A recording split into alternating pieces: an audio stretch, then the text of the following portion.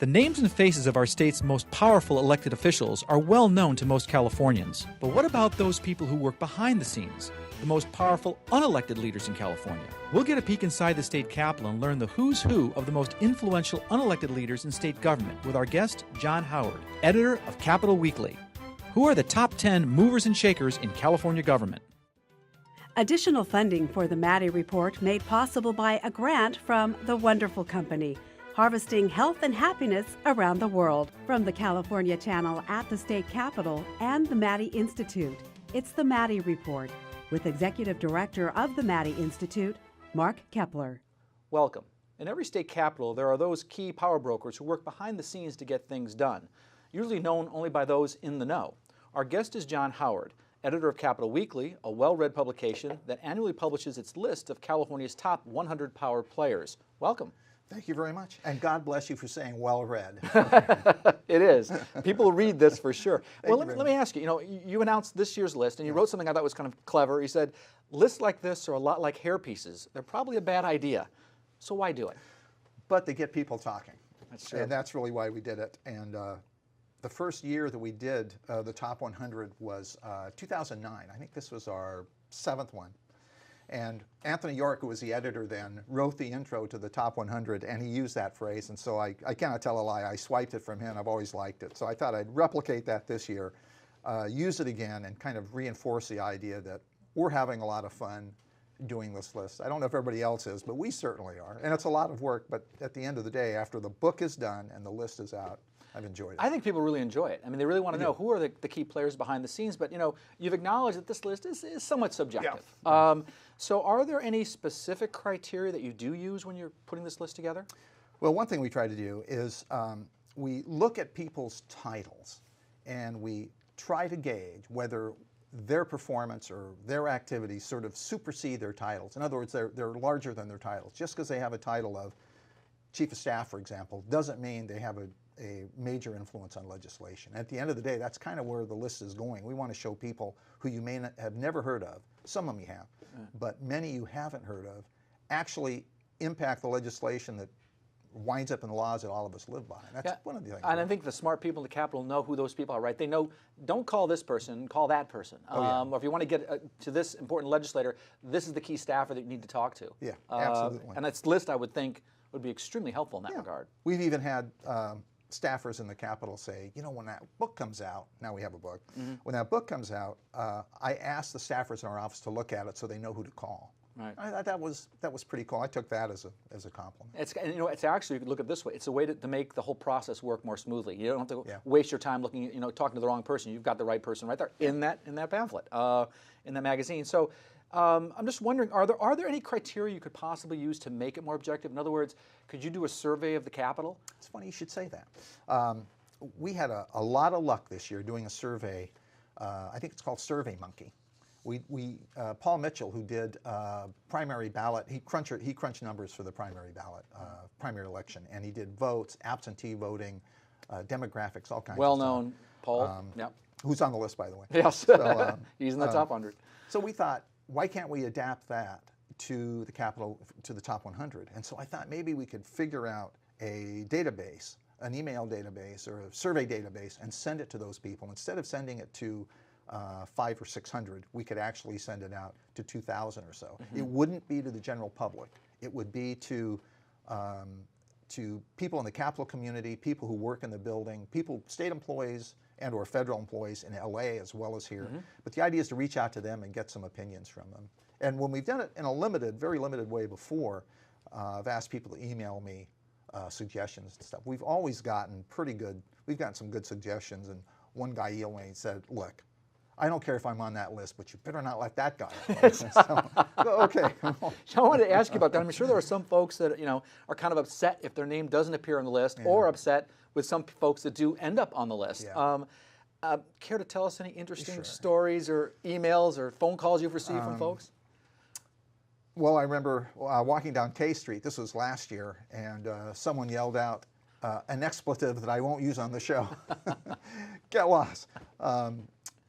That actually happened a couple times, more than a couple times, I think. Some of the emails have been very interesting, almost without I mean, I think without exception, they've been very professional. You know, you really miss somebody by not having so-and-so on the list, and it turns out a lot of ways they were right. There are one or two people, as I walked in here, I thought, oh my God, I've got all about him. That's a subjective quality to this. But we have to have an honorable mention, you know, other possible people. We tried that one year, and it didn't work, so we didn't do it this year. We didn't announce it, we just didn't do it. Well, you know, after the umpteenth caller email, I think you said actually recently someone called you the kingmaker. So there's some positive things in the Capitol, right? It's totally not true. And I'm not modest, but it's not true.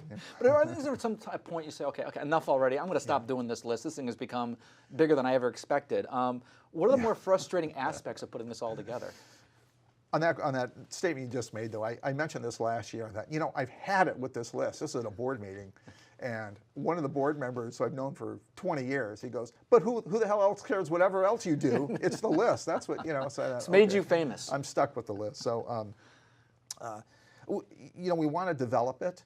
And we do, you know, when we talk about a survey as being a possibility, that's developing it that way. More face-to-face interviews, that takes time. Right. We sort of punch above our weight. We're only 3 people. We're 3 full-time people, and everything else in Capitol Week people have helped me with and provided. But it sounds as you've really refined it over time, and it's just getting better and better, and more popular. Yeah, it's getting more popular. It's almost an institution now, which is... We want to see who those top 10 are. So in a moment, we're going to hear who those top 10 movers and shakers in California politics are. That conversation in a moment. This is the Maddy Report. Welcome. So who are the 10 most powerful players in state government? We're talking with John Howard, the editor of Capitol Weekly, who publishes an annual list of the top behind-the-scenes power players at the state capitol. We're going to start with number 10. Felicia Marcus, chair of the State Water Resources Control Board. That's a mouthful. I'm wondering if people even know what that agency is. Why is she on the list? We figured she had to be on a list with a title like that, right? But it's a drought, and the state has a number of restrictions that it's put in place. She is the enforcer. Her board is really the enforcer of that. She's sort of the voice of the administration. She was on the list last year in a high position, and we thought this year she deserved to be again. Yeah, but she's dealing. It sounds like she came in like 2012, right at the beginning. What a time to come in when the drought's just starting, and she's been in that position ever since. A lot of responsibility. There's a lot of responsibility, and you're right. The timing was interesting because I think as soon as she came in, all of a sudden, the organic fertilizer hit the fan. And what did she do? And she seems to have been. She's maintained her equilibrium. As far as I know, most of the state agrees, or at least agrees with the necessity to have these regulations, and she's sort of a point person. Yeah, we found a quote by Tim Quinn, the executive director of the Association of California, Water Agencies. He says she doesn't have an imperious regulatory attitude. I mean, she kind of is even-handed, apparently, to all the players. Number 9 on the list is Angie Wee, the legislative director of the California Labor Federation. So why is she on the list? She's another perpetual member of this list. Whatever the number is, she's always up fairly high. And the reason is Angie Wee, the Cal Labor Fed has broad influence, obviously, over organized labor, but also over the boots on the ground when it comes to elections. And that's important. I mean, a lot of people think that unions give money to politicians, and they do. But the big influence of unions in local and state elections is getting the vote out. Absolutely. And that's what she does. They actually have troops. That's what she does that 24/7. They have troops available on the ground to go into campaigns. They do all kinds of stuff. And so the Labor Fed and other labor organizations, that's one of the reasons she's on the list. You know, it's interesting when you think of labor unions, a lot of people think, you know, high school education, whatnot. And here's a person that kind of is the new labor movement. She's got a degree from Berkeley and a master's degree from Harvard. And so she's, you know, kind of the new face of the labor movement, very involved in all kinds of issues. And people should understand that the California Labor Federation is kind of an association of all labor unions, and that's kind of their political arm for the labor movement. That's right. Number 8 is her counterpart. And that's Alan Zarenberg, who's the president and CEO of the California Chamber of Commerce. Why is he on the list? You know, it's a pretty easy call to have him on the list. I have to put Alan Zarenberg. I just don't know the number all the time because the California Chamber of Commerce is involved in all kinds of jobs. PAC is one of the big political issues and campaign issues. They've got a lot of money to spread around. They represent California's biggest businesses in some fashion or another. Now, they probably don't like that characterization. They like, I think, to think of themselves as also small business. They offer small businesses representation, but they have lots of dough and they hire top consultants, and he's at the center of all of that. Well, you know, they got this jobs killers bill Yes. thing they always come out with, Yeah, right. 1 or 2 or 5, whatever the number of bills is, Yeah. and they've been very successful with that. Yes, I know. Yeah. Is that because they work really well with not just the Republicans, which is their natural constituency, but also the moderate Democrats, who are kind of business-friendly Democrats? Oh, I definitely think so. I think the job killer, that whole communications campaign is very popular. It has been for a number of years. It gets a lot of attention. Not from me, I ignore it completely, but a lot of other people do.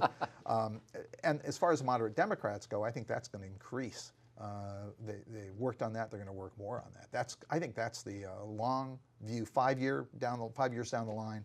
The role of the moderate Democrats in their expansion is going to be. It's actually a very smart strategy by business, because California is becoming increasingly a Democratic state, and if you're going to be a player, you get those moderates, and you know, have a top 2 election. It could be 2 Democrats. You go for the one that's more moderate, that's going to be more favorable to you. Yeah. It's interesting too that he's, like a lot of these lobbyists, has strong ties with former administrations. He was involved with Duke Majan administration and the Wilson administration. He even was an advisor to Gray Davis. Yeah. So he played both sides. Yeah, I don't quite get that. I understood the Duke Majan and Wilson administrations, but when he wound up being a really close advisor to Gray Davis, I was taken by surprise. Yeah, so sometimes you know they play both sides. Now, number 7 on the list is Joe Nunez, another labor guy. Now, this is the executive director of the California Teachers Association, the CTA. Why is he on the list? Well, CTA has, last time I checked, 325,000 members. They're very, very, very aggressive. Obviously they do endorsement interviews with an array of candidates. Nunez, as executive director, is sort of sitting at the top of the pyramid. There's a question, though, about Nunez. I'll share with you. I raised this a couple times. One time, the top person on their list, I won't mention now because you'll mention her as we get down to her, but I thought, why don't we have Joe Nunez at the top of the list? Because, you know, CTA, and they have all and everybody that I mentioned that to said, absolutely no way. You know, the other person is when we go to the Capitol legislation, that's the one. These are a lot of lobbyists were saying that too. So, but Nunez, as executive director, he used to be head of lobbying. Now their chief lobbyist is a guy named Scott Day. So in the last few weeks, as I was asking people about this, most of them said, you know, you don't have Scott Day on that list, and he should. We'll say Nunez and Scott Day at number 7. Well, up next, we're going to hear 6 through 4, or 4 through 6, that countdown in a moment. This is the Maddy. Welcome back. We're talking with Capital Weekly editor John Howard about the top 10 most influential behind-the-scenes players at the state capitol. Thank you. Number 6, we have one of 2 people on this list from the San Joaquin Valley, and someone our audience knows quite well, Mac Taylor, the head of the California Nonpartisan Legislative Analyst's Office. Why is Mac on the list? For me, that's the easiest call on the list, almost. He's the legislature's nonpartisan fiscal advisor.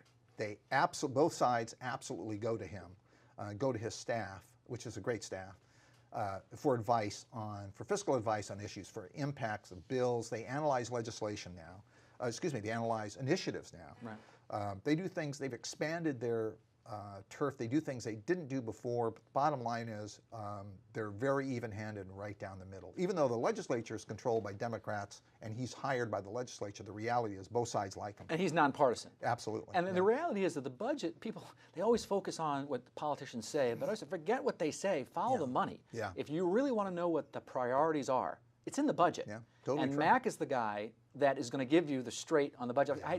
One time I told him, as I introduced him on one of our programs, as he was referred to as the skunk that appears at every year at the budget garden party.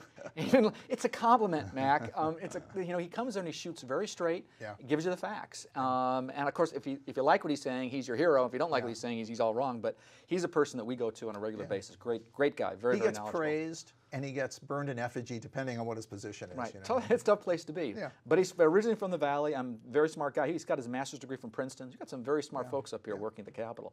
Well, number 5 on the list is the governor's financial kind of advisor, Michael Cohen. He's the director of the Department of Finance. He kind of does the flip of Mac. Though sometimes the opinions are a little bit different, but they're close. He represents the administration and he writes the governor's budgets. The finance director always writes the governor's budget. So he's the person that originates the policy that Mac Taylor has to look at and interpret.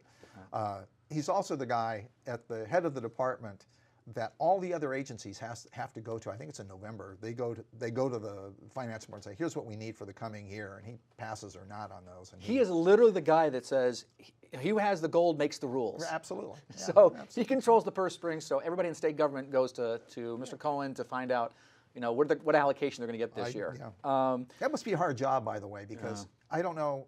His boss is the governor. Direct boss is the governor. The governor is very much a cheapskate Democrat, and I would say frugal.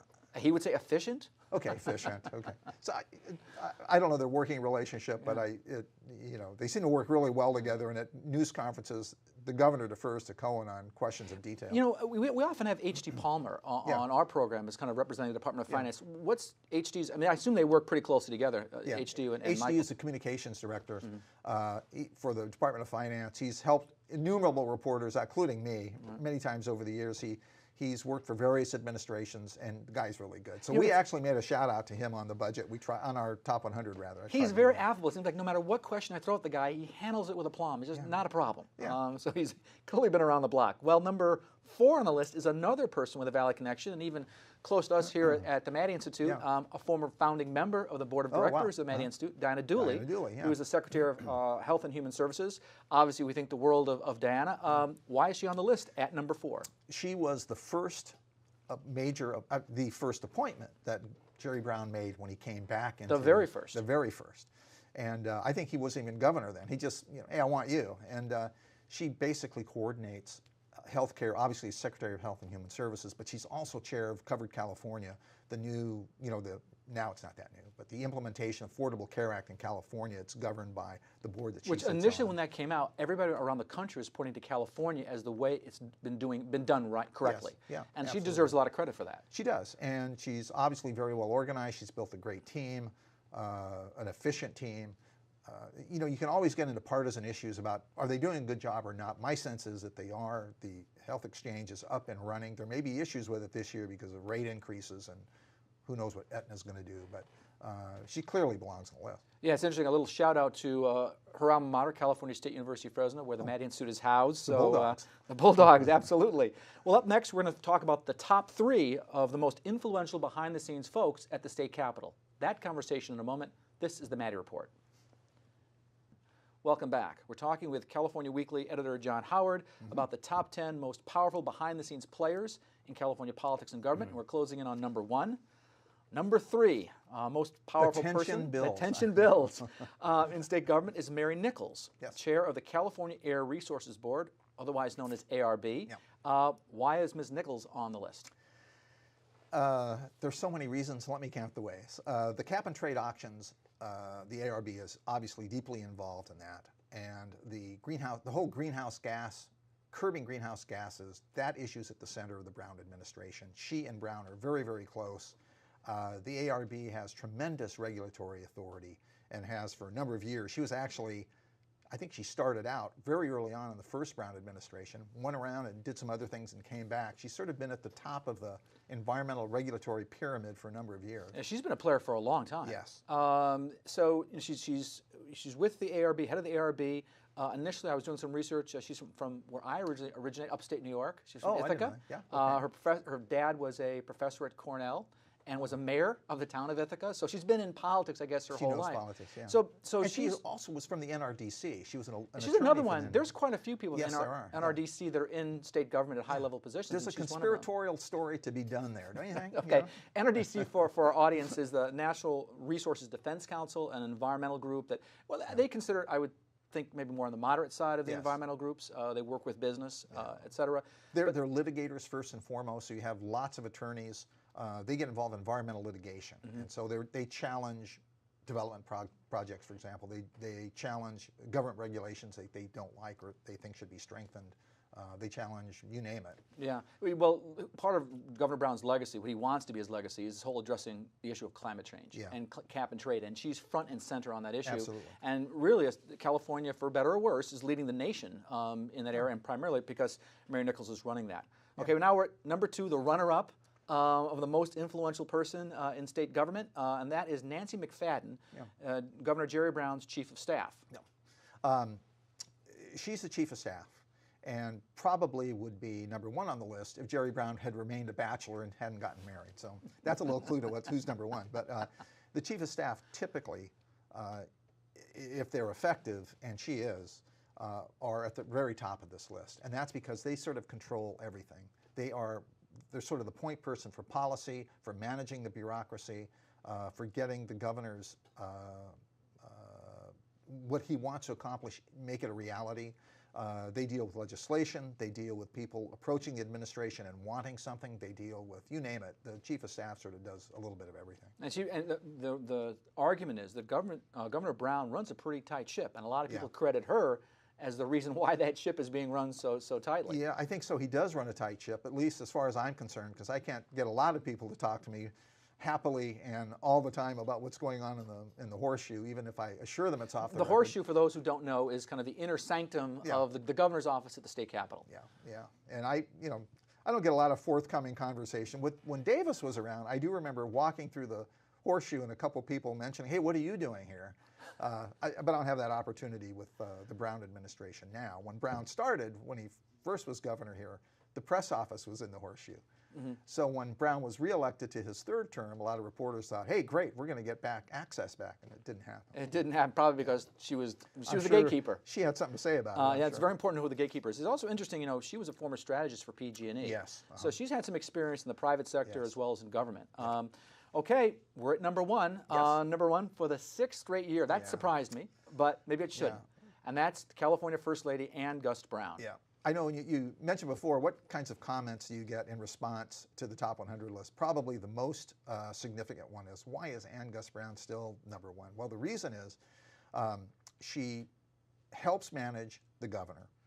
She, I think, is responsible. She's sort of I don't know if Governor Brown would want to be to be told he was being managed. Okay. So we can use spanked. It's okay. We can. There's a certain, she's very well organized, clearly. And I don't know her and I don't know him well, but I suspect that one of the reasons this administration is, and his just a few years ago, the earlier one we came back in 2010, is so well organized is because of her. She was with him, was married when he was at the Attorney General's office. And I had heard people, I knew people over there said, she reviewed cases. She actually went into details of issues they were doing, some, initiatives they were handling. You look at her academic training. I mean, she went to Stanford undergraduate and has her law degree from the University of Michigan. I mean, that's some pretty impressive chops. Yeah, I think San Diego State is pretty cool. Okay. Too, it's second only to Fresno State, right?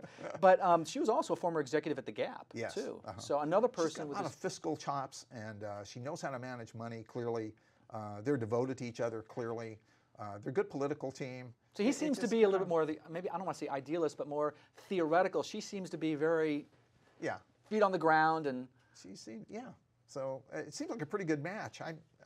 I'm not sure what happens when he leaves now.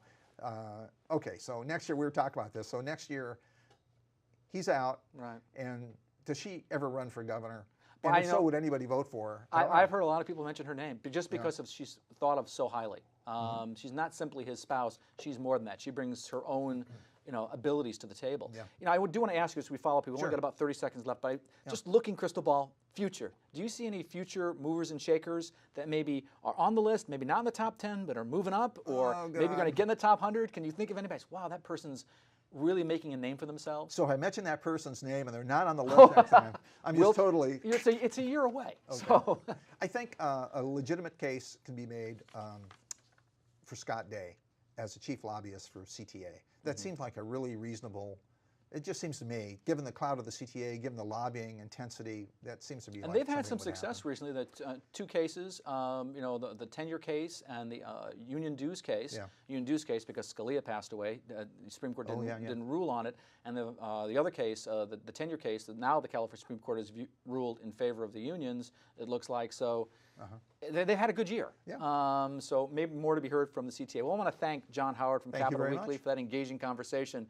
If you want to stay up with state and local politics, you can sign up for our award-winning e-newsletter, The Maddy Daily, by logging on to our website at maddyinstitute.org. You can also check us out on Facebook and Twitter. This is Mark Kepler for The Maddy Report. Thanks for joining us. The views expressed in the Maddy Report are those of the individuals participating in the program and do not necessarily reflect those of the California Channel or the Maddy Institute. If you'd like to share your thoughts about the points and opinions expressed on the Maddy Report, visit our website at maddyinstitute.org.